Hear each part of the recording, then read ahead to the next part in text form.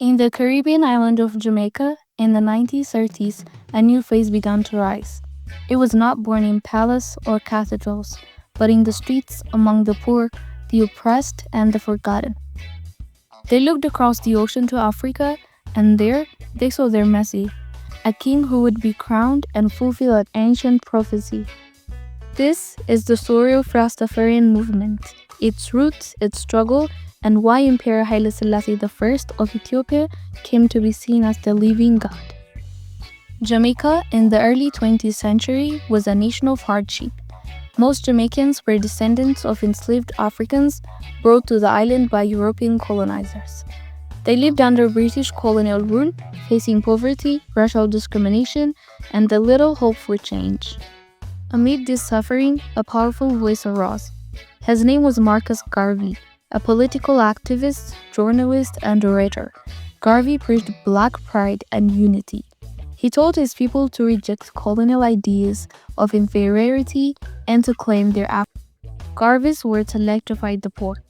Look to Africa, when a black king should be crowned, for the day of deliverance is near. Whether Garvey truly meant it as prophecy or not, his followers believed. They waited for the day of prophecy would come true. In 1930, across the ocean in Ethiopia, history seemed to align with prophecy.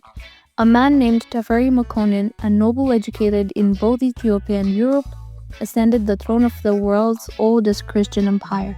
He was crowned Emperor Haile Selassie I, King of Kings, Lord of Lords, conquering Lion of the tribe of Judah. His coronation was a grand spectacle attended by world leaders, and it made headlines across the globe. For Jamaicans who remembered Garvey's words, this was not coincidence. They believed the prophecy had been fulfilled. A black king had been crowned in Africa, and with him came the hope of deliverance. It was from his birth name, Rastafari, that the movement gained its name, Rastafarian. Why did Rastafarians see Haile Selassie as more than a king? The answer lies in the Bible. Ethiopia holds a unique place in Scripture. The Psalms declare, "Prince shall come out of Egypt. Ethiopia shall soon stretch out her hands unto God." For centuries, many believed Ethiopians had divine destiny. At his coronation, the titles given to Selassie echoed directly from the Book of Revelation: King of Kings, Lord of Lords, conquering Lion of the tribe of Judah. To the Rastafarians, this was proof. The Bible itself had foretold his coming. Haile Selassie was not just an emperor, he was Jah, God in human form.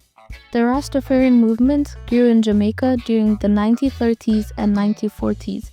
Its followers rejected the values of Western society, which they called Babylon, the land of oppression. Instead, they dreamed of a return to Africa's own, where freedom and dignity awaited. Rastafarians adopted dreadlocks as a symbol of the Lion of Judah, and used cannabis or ganja as a spiritual sacrament, believing it opened the mind to God. Despite ridicule and persecution of Jamaican authorities, the movement endured. For the poor and the oppressed, Rastafari offered dignity, identity, and hope. In 1966, the unthinkable happened. Haile Selassie himself visited Jamaica. Tens of thousands of Rastafarians flooded the airport in Kingston to see their living God. The skies were dark, and heavy rain poured down on the crowd. But the moment Haile Selassie's plane landed, the rain stopped. The clouds parted. Sunlight poured down. To the Rastafarians, this was an ordinary weather change. It was a miracle, a divine sign confirming Selassie's identity as Jah. Haile Selassie never declared himself divine. In fact, he remained a devout Christian, but this did not weaken the Rastafarian faith. For them, Haile Selassie was the fulfillment of prophecy, whether he admitted or not. Through music, especially the rise of reggae and the voice of Bob Marley, the Rastafarians' message spread worldwide. Songs of freedom, justice, and spiritual unity carried the faith from Jamaica to the entire globe. Today, Rastafari is both a religion and a cultural movement, rooted in Africa, inspired by Scripture, and forever tied to the name of Haile Selassie I. The Rastafarian movement began as a cry for dignity in a colonial world, but it became far more, a global force of spirituality, resistance, and identity.